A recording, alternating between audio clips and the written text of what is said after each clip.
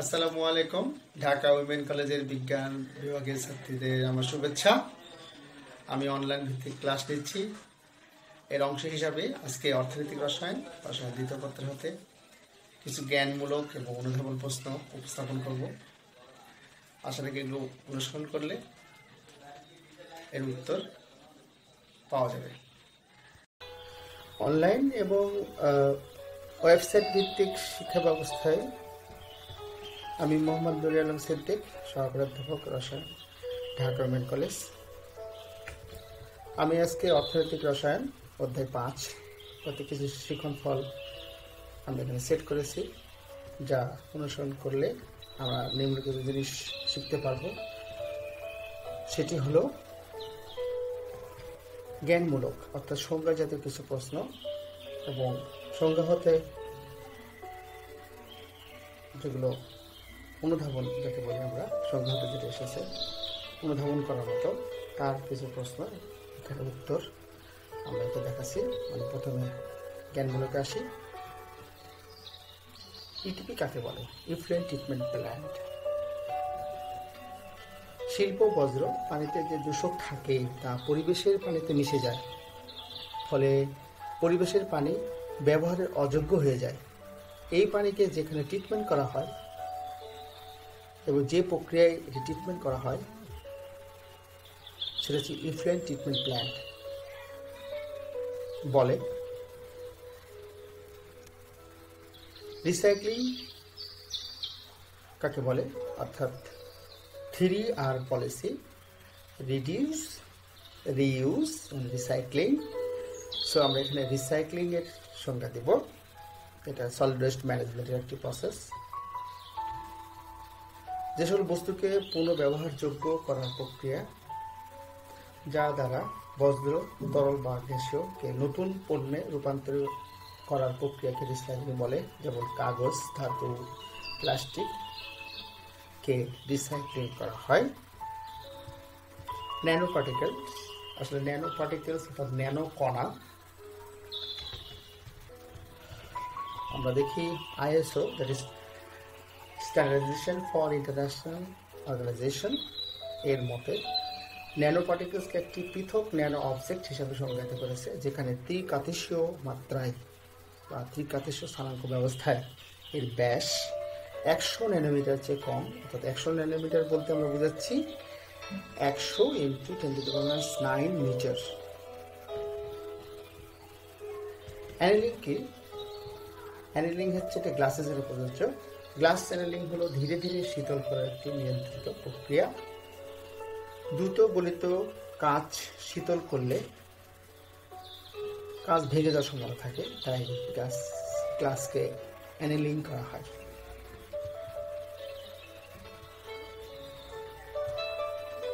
Clinker. Clinker হলো বহুল ব্যবহৃত সিমেন্ট ফ্যাক্টরিতে ব্যবহৃত হয়। আমরা সংজ্ঞা কিভাবে দিব? ক্লিংকার একটি উপাদান যা সিমেন্ট উৎপাদনের সময় ব্যবহৃত হয়, বিশেষ করে অর্ডিনারি পোর্টল্যান্ড সিমেন্টে ব্যবহৃত হয়। এতে 65% try calcium silicate, 15% D calcium silicate, 7% try calcium aluminate এবং 4% টেট্রা ক্যালসিয়াম অ্যালুমিনো ফেরাইট থাকে। দূষক কি? যেসব বজ্র বা পদার্থ পরিবেশ বা মানব জাতির স্বাস্থ্যের জন্য নেতিবাচক প্রভাব ফেলে, পরিবেশ এবং মানব জাতির হুমকির মুখে ফেলে দেয়, তাকে দূষক বলে। আমরা যখন পলিউটেন্ট বলি, পানি, বাতাস এর আলাদা দূষক থাকে। আমরা সংজ্ঞা বলব কাঁচ। কাঁচ হলো সোডিয়াম সিলিকেট, ক্যালসিয়াম সিলিকেটের মিশ্রণ। এতে বোরন, লেড ও রং মিশ্রণ থাকতে পারে for the development of glass. Ceramics. Ceramics হলো একটি শক্ত পদার্থ যা ধাতব বা অধাতব পদার্থের একটি অজৈব যৌগ এবং আয়নিক বা সমযোজী বন্ধনের সাথে যুক্ত থাকে। অর্থাৎ অজৈব যৌগ আয়নিক অথবা সমযোজী বন্ধনে আবদ্ধ থাকতে পারে। এতে অ্যালুমিনিয়ামের আকরিক থাকে।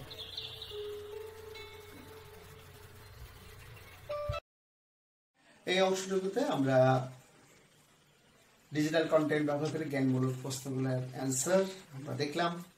আমরা এখন অনুধাবন প্রশ্নতে যাব।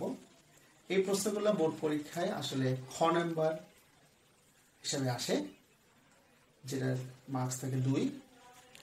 আমরা দেখি এই প্রশ্নগুলো কেমন হয় এবং তার উত্তর কিভাবে করতে হয় আমরা এখানে দেখাবো।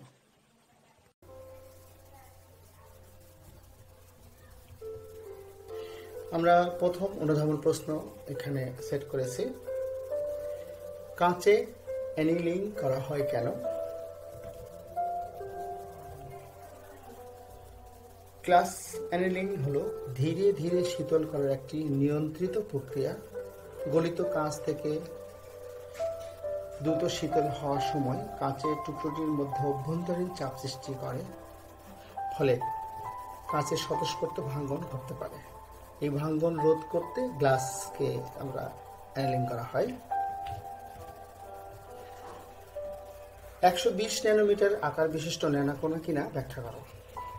আমরা জ্ঞানমূলক প্রশ্ন দেখেছি। ন্যানোকণার সংজ্ঞা আমরা দেখি এখানে কিভাবে উত্তরটা লিখলে ভালো হয়। স্ট্যান্ডার্ডাইজেশন ফর ইন্টারন্যাশনাল অর্গানাইজেশন কণাকে বা ন্যানো পার্টিকেলসকে একটি পৃথক ন্যানো অবজেক্ট হিসেবে সংজ্ঞায়িত করেছে, যেখানে ত্রিকাতিস্য মাত্রায় এর ব্যাস 100 ন্যানোমিটার চেয়ে কম। এর চেয়ে বড় আকারের কণাকে আমরা মাইক্রো কণা হিসেবে আখ্যায়িত করেছি। তাই 120 ন্যানোমিটার কণা ন্যানো পার্টিকেল না হলেও এটি একটি মাইক্রো কণা। সিমেন্ট তৈরিতে জিপসাম ব্যবহার করা হয় কেন? সিমেন্ট যখন পানির সাথে মিশ্রিত হয় এটি সময়ের সাথে সাথে শক্ত হয়ে যায়। একে সিমেন্টের সেটলিং বলা হয়। প্রারম্ভিক শক্ত হয়ে যাওয়া বা ফ্ল্যাশলেটিং রোধ করতে জিপসাম প্রায়শ পোর্টল্যান্ড সিমেন্টে যুক্ত করা হয়, যাতে দীর্ঘ সময় কাজ করার সুযোগ দেয়। জিপসাম সিমেন্টের সেটলিং ধীরে করে দেয়, যাতে সিমেন্ট পর্যাপ্ত শক্ত হতে পারে। এর প্রশ্নে আসলে উত্তর হলো জিপসাম যদি আমরা ব্যবহার না করি তাহলে সিমেন্টটা পানি দেওয়ার সঙ্গে সঙ্গে দ্রুত সেটলিং হয়ে যাবে, যাতে আমরা কাজ করার সময় যেটা আমরা বেশি পাই। সিমেন্টটাকে পানি মিশ্রিত করার পর ব্যবহার করতে যদি সময় বেশি পাই, এটা আমাদের জন্য ভালো। ন্যানো কণার গলনাঙ্ক স্বাভাবিক অণুর গলনাঙ্কের চেয়ে কম কেন? এটার উত্তর যদি আমরা দিতে চাই, একটি উপাদানে ন্যানো কণার চেয়ে স্বাভাবিক অণুর কম গলনাঙ্ক থাকতে পারে। উদাহরণস্বরূপ 2.5 ন্যানোমিটার সোনার কণা পার্টিকেলসগুলি প্রায় 300 ডিগ্রি সেলসিয়াস তাপমাত্রায় গলে যায়, যেখানে সোনার গলনাঙ্ক 1064 ডিগ্রি সেলসিয়াস তাপমাত্রা। গলনাঙ্ক পরিবর্তন ঘটে কারণ ন্যানো স্কেলে উপকরণগুলোতে ভলিউমের তুলনায় স্বাভাবিক অণুর ভলিউম অনুপাত অনেক বেশি থাকে। তাই থার্মোডাইনামিক্স এবং তাপীয় বৈশিষ্ট্যগুলি তীব্রভাবে পরিবর্তন হয়। ধাতব কণার আকার হ্রাস পাওয়ার সাথে সাথে গলে যাওয়া তাপমাত্রাও হ্রাস পায়।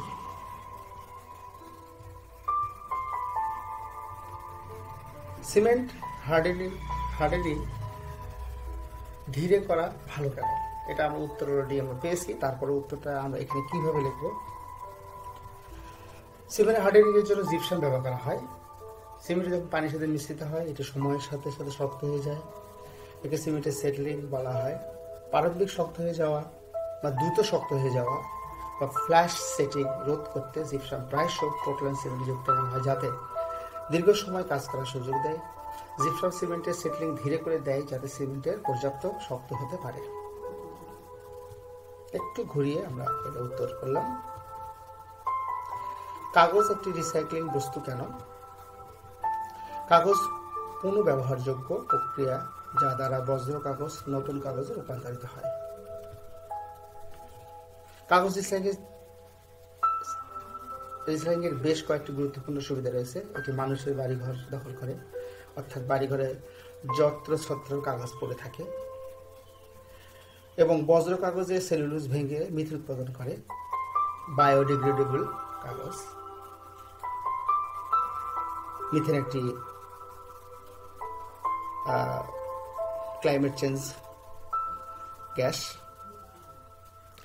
কাগজ ফাইবারে কার্বন রয়েছে, যা পুনর্ব্যবহারের ফলে কার্বনটিতে দীর্ঘ সময় ধরে রাখে, অর্থাৎ এক কার্বন আমরা নষ্ট না করে আরেকটা কার্বনে আবার রূপান্তরিত করলাম।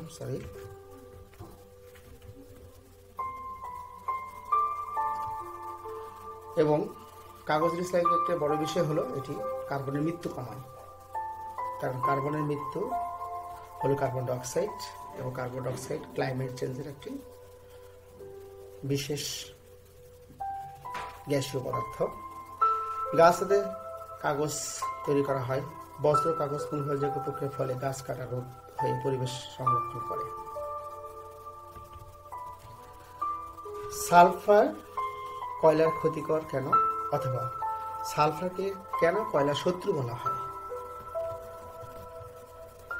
কয়লার সালফার থাকলে তা দহনের ফলে সালফার ডাইঅক্সাইড উৎপন্ন করে। এই সালফার ডাইঅক্সাইড বৃষ্টির সাথে মিশে অ্যাসিড বৃষ্টির সৃষ্টি করে। এই অ্যাসিড বৃষ্টি পানিতে মিশে মাটির পিএইচ এর মান কমে যায়।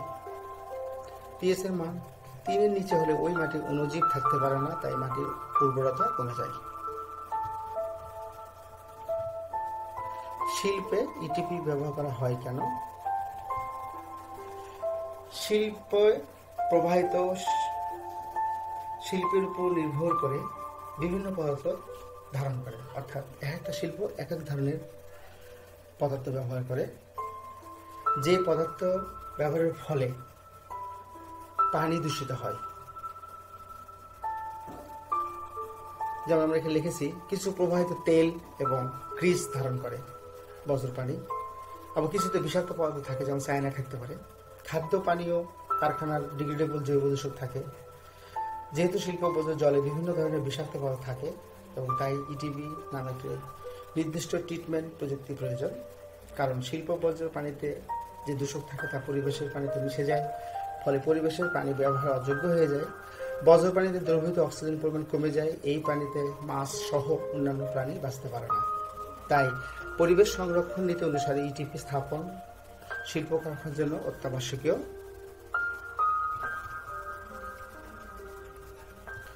চামড়ায় ট্যানিং করা প্রয়োজন কেন? ট্যানিং হলো পশুর চামড়া হতে প্রক্রিয়াজাত চামড়া তৈরির জন্য ট্রিটমেন্ট প্রক্রিয়া। ট্যানারি এমন একটি জায়গা যেখানে চামড়াগুলি প্রক্রিয়াজাত করা হয়।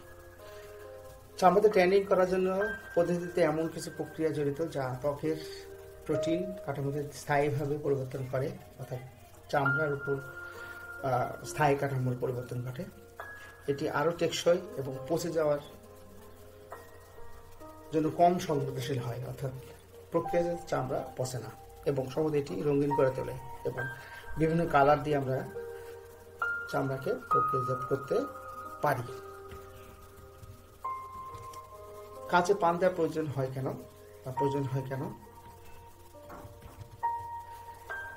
টেম্পারেট বা টেম্পড গ্লাস বা শক্ত প্লাস্টিকের তাপ ট্রিটমেন্ট করা হয়, যাতে এটি যদি কখনো ভেঙে যায় তবে আঘাতটি রোধ করতে পারে। এটি শক্তিশালী এবং সুরক্ষিত হয়। প্রকৃতপক্ষে টেম্পার গ্লাস এনালিং যুক্ত কাঁচের চেয়ে 4 গুণ থেকে 5 গুণ বেশি শক্তিশালী। ভাঙন ঘটলে এটি তুলনামূলক নিরীহ টুকরাগুলিতে পরিণত হয়, যাতে এই কাঁচ দ্বারা তুলনামূলক কম ক্ষতি হয়। অর্থাৎ কাঁচ পড়ে গেলে মানুষের পা বা হাতে কেটে যায়, এই কাঁচে টেম্পারিং করলে এটা কমে যায়।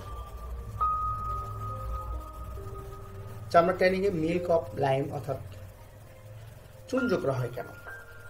সোজাভাবে বলি কথাটাকে, লাইমিং বা লিমিং চামড়া প্রসেসিং এর ব্যবহৃত একটি প্রক্রিয়া, যাতে চুন যোগ করা হয়। ক্ষারযুক্ত লাইম দ্রবণে ভিজিয়ে রাখা হয়। এতে চামড়া হতে লোম তুলতে সাহায্য করে এবং চামড়া ফুলে যায়। এতে ক্রোম ট্যানিং সহজ হয়। তারপরেও এর উদ্দেশ্য হলো ইন্টারফিব্রিল প্রোটিন অপসারণ করে চুন দ্বারা। কেরোটিন প্রোটিন অপসারণ হয়। চুনের দ্বারা ক্ষারীয় পিএইচ এর কারণে কোলাজেন ফোলা হয় বা ফুলে যায়। কোলাজেন ফাইবার ব্যান্ডেল বিভাজন ঘটে। প্রাকৃতিক গ্রিস বা চর্বি অপসারণ ঘটে। গবাদি পশুর চামড়াগুলিতে এই লাইমিং অপারেশন সাধারণত 18 ঘন্টা স্থায়ী করা হয়, অর্থাৎ অনেকক্ষণ ধরে চামড়াকে মিল্ক অফ লাইমে ভিজে রাখা হয়। মিনারেল ট্যানিং কাকে বলে? আমরা ট্যানিং সাধারণত ক্রোমিয়াম দিয়ে করি, তাছাড়াও ক্রোমিয়াম ছাড়া অন্যান্য কিছু ধাতু দিয়ে আমরা ট্যানিং করতে পারি, যেহেতু ক্রোমিয়াম খুব ক্ষতিকর।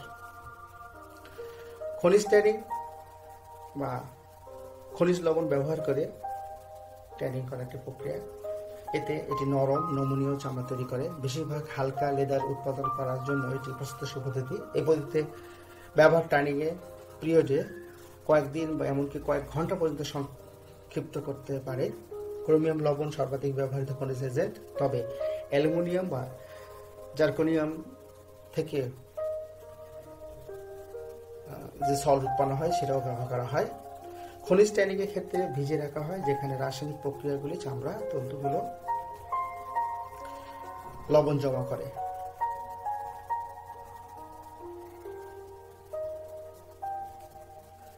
লেদার ট্যানিংয়ে সোডিয়াম ক্লোরাইড ব্যবহার করা হয় কেন? চামড়া যখন কিনা হয় তখন যারা কিনে তারা প্রথমেই চামড়া থেকে সোডিয়াম ক্লোরাইড দেয়, যাতে চামড়া প্রাথমিকভাবে পচে না যায়।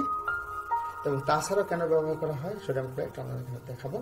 সোডিয়াম ক্লোরাইড চামড়া প্রক্রিয়াকরণে নিরাময় এবং পিকলিং ব্যবহৃত হয়। ট্যানিং এর ব্যবহার sodium chloride collagen fibre network এবং চামড়ার লোম তোলার জন্য একটি সহায়তা করতে পারে। এর পাশাপাশি চামড়া সংগ্রহ করে পশুর ত্বকের প্রথম সংরক্ষণ সোডিয়াম ক্লোরাইড দ্বারা করা হয়।